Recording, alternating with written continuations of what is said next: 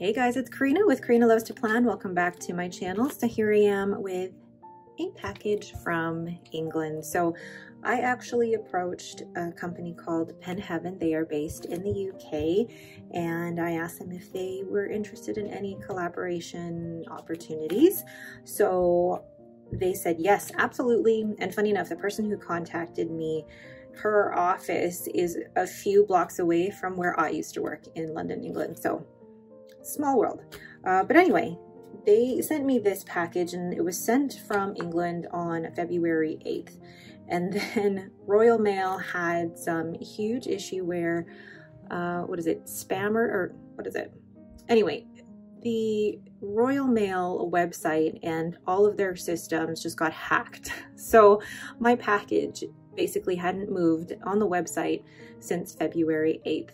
And it said it was stuck in the UK somewhere, but this actually arrived just a couple of days ago, and the tracking still hasn't updated. So, but anyway, very excited for this package. I'd actually been looking at this pen on PenChalet's site for quite a while because I haven't found this at any other retailer I think I've only found it in one other retailer in the US, but none in Canada. So let's pull this out. Yes, the box is nondescript, so you don't know what it is just by the box.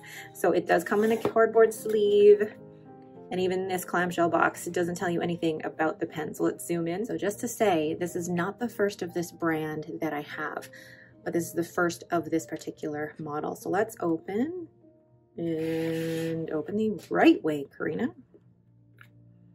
Yes, it is a Laban. But which one? So Laban is actually a company based out of Taiwan, and they are, you know, I already have two Laban pens. I have my Laban 325 as well as my Laban Rosa and Lilac, and I love them both. But this model, let's pull this out here. This is, pull it out of the packaging, like I've never done a review before. This is the Laban Taroko in the Pinnacle model. Oh, look at that. So let's just move everything out of the way. So this pen comes with a teeny tiny cartridge. I say teeny tiny, but it is pretty small. But it normally doesn't come with a converter, but I did ask for a converter to come with it. So I was looking around, and then I found it. It's actually in the pen. So this is the exact same converter that's actually in the Laban Rosa. So this is the Pinnacle model of the Laban Taroko, and I can't stop looking at it. It's such a classic looking pen. It looks almost vintage, but it has the rounded cap as well as the rounded bottom, so the rounded finials, but it's a cigar shape, and you can tell that the cap is definitely bigger than the rest of the body, and it kind of tapers down to the end. And then it's got this gold clip, which actually it's a bit stiff but still usable, and then it has the gold band around the cap that just says Laban. And then let's see how many turns it takes to remove the cap. So 1.5. So that's not too bad. And just looking at the beautiful resin that's in here, I love the golds and the browns and kind of even the copper that's in here. It's just absolutely fantastic, and I don't feel like the camera is really picking up all of the beautiful pieces that are in this pen. Just absolutely beautiful. So let's open this up, and what I have in here is actually, it is a fine steel nib. Now I do have to say that Laban actually uses different nibs between their Laban 325 and their Laban Rosa, and even the Laban Taroko. So this is actually a Bach steel nib, and I got this in a fine. And what I want to actually show you as well is that the grip section doesn't match with the rest of the body. The grip section is actually black, and this is one of the reasons why I chose this specific model, because the black grip section doesn't contrast so much with the rest of the body. There are other Laban Taroko models where the color of the body didn't really match with the black grip section, which is why I preferred this particular colorway, because you don't really notice the black section as much. but it is a bit of a shorter section. And then you've got the step here. It's not, or sorry, the threads here, and it's not a really big step up to the body of the pen. So when I hold it, it actually fits really, really nicely in my hand. My fingers do rest on the threads, but they're not sharp at all. So then I'm going to show you guys some size comparisons and the weights, and then we'll go ahead and do a writing sample. So there is the Laban Taroko, and then I'll show you compared to the other two Laban models that I have. This is the Laban 325, and actually, it's not that much bigger in length, but you can tell by the diameter of the pen, the Laban 325 is bigger. And then this is the Laban Rosa. So the difference between the Taroko and the Rosa is definitely in the cap and finial. So the finials on the Rosa are sharper. They're not as circular as the Taroko. They do have the same bands. They do have different clips on them. And I like that there is a different clip on each of these. But then comparing the size of them, the Taroko and the Rosa are pretty much the same in size. Now, comparing it to other models, so we've got the Sailor Pro Gear Slim, the Pelikan M605, and the Pilot Kakuno. So it gives you a little bit of an insight into how big this pen actually is. So let's look at them uncapped.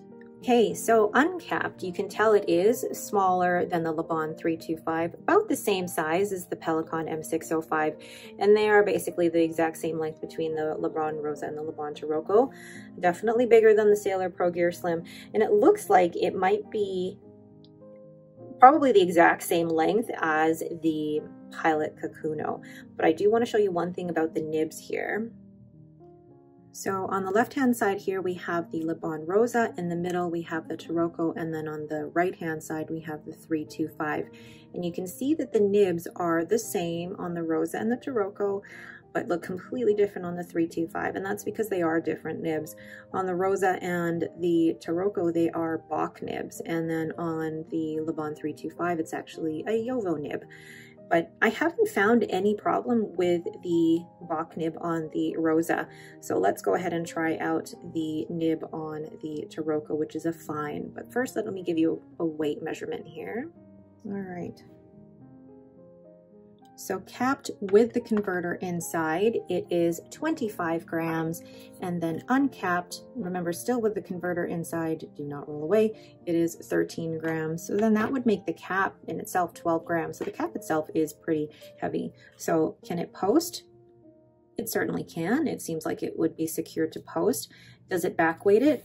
A little bit. But I actually don't notice too much of it being back heavy when it's posted like that. So I don't normally post my pens unless it's a pocket pen. So I normally write with it like this. But if you're a poster, that is not too bad at all, actually. So let's go ahead and ink this up. So here we go. I've inked up the Laban Taroko with Pilot Iroshizuku Tsukushi, a nice brown ink, which I actually haven't used before. So let's go ahead and start with the writing sample. Oh, wow.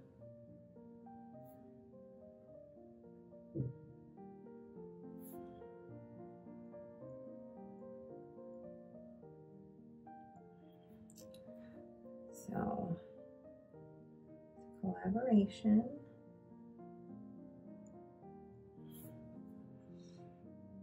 We're gifted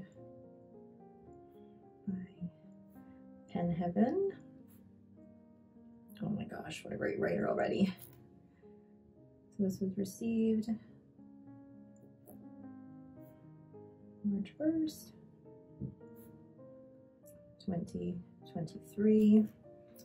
And this is the Pinnacle model. Oh my goodness, I cannot spell. And it has a steel, Bach,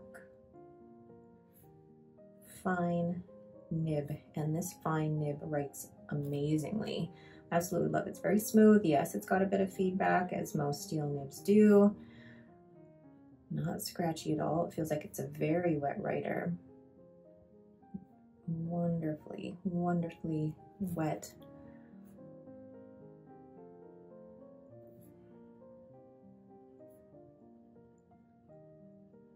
Oh, look at that. Oh. Looks like it leaked a little bit there. I'm not sure what happened.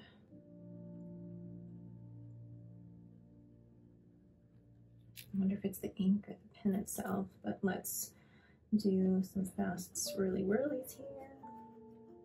It seems to keep up really, really well. And then reverse writing. I hardly ever do reverse writing, but it's a test for some. Scratchy, they're not really worthwhile to do that. So, oh, I forgot to say what this was inked with. This is inked with Pilot. Wow, cannot spell. Pilot Iroshizuku Tsukushi, which I know has actually been discontinued by Pilot. So I do these swirls all the time, but it gives me an idea of the pen here. But I really like the writing experience with this so far. It seems like a really wet writer, but I do have to write with it more to see what, you know, the long-term experience with this. But so far, really liking how this looks. So I'm actually gonna write here that the weight was 25 grams, and I really like the look of this pen. Oh, absolutely gorgeous. So my final thoughts on this Laban Taroko from Pen Heaven. I love it. You guys already know how much I love Laban as a brand. I think they're a fantastic, fantastic brand. I know some people are concerned about the clicking noise that you hear, and I didn't hear it as much. Ah, oh my gosh, it just spurted out some ink. That'll be a concern, so I will look out for that and keep you guys posted. But I don't hear the clicking of the converter in there so much, so maybe it was just in the Laban Rosa, but I really like the writing experience with that Bach fine nib. It feels great in the hand and it just looks amazing. So this retailed on the Pen Heaven site for $108 Canadian, and then you added the converter on top of that. So it's actually a really, really well-priced pen getting that from Pen Heaven. So yes, would I recommend it? Absolutely, absolutely. And it's such a classic looking pen. All right, but that is it for me. Thank you guys so much for watching. If you have any questions, please leave them in the comments below. If you like this video, please leave me a thumbs up and don't forget to subscribe. Thanks for watching and have a great day.